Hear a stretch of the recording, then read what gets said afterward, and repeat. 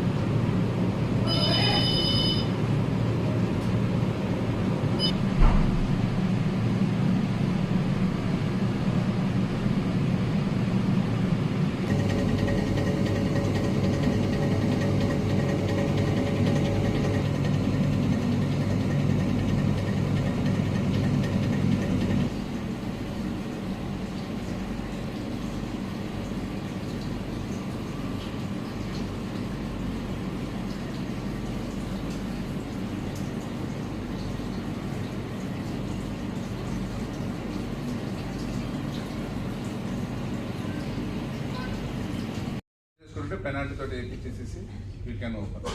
నేను క్లోజ్ చేపిస్తాను. పిల్లండి మా మీరు పిల్లండి మీరు వెళ్ళిపోండి మా లోపలికి వెళ్ళిపోండి. పిల్లండి లోపలికి వెళ్ళండి కాదు సెకండ్ ఆప్షన్ వాళ్ళందరూ బయటకు వెళ్ళండి.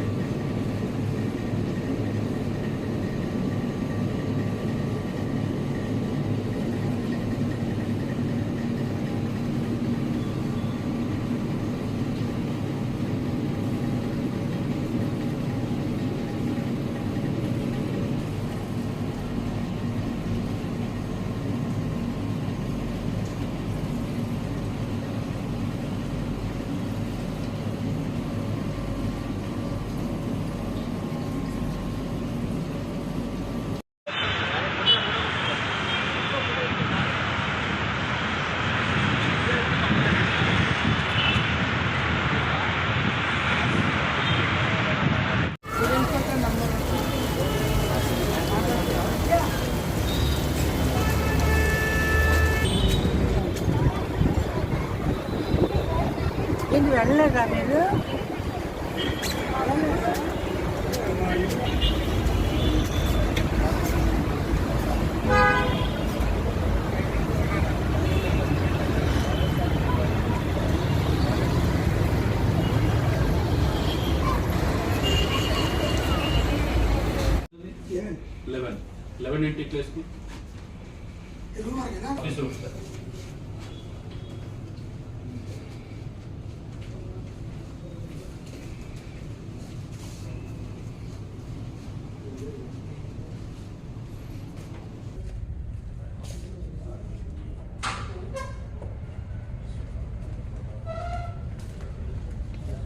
కూడా తరచుగా అంటే అపరిశుభ్రత వాతావరణంలో నెలకొంటున్నాయని చెప్పేసి మా దృష్టికి వచ్చింది. కొంతమంది కంప్లైంట్ చేయడం కూడా జరిగింది.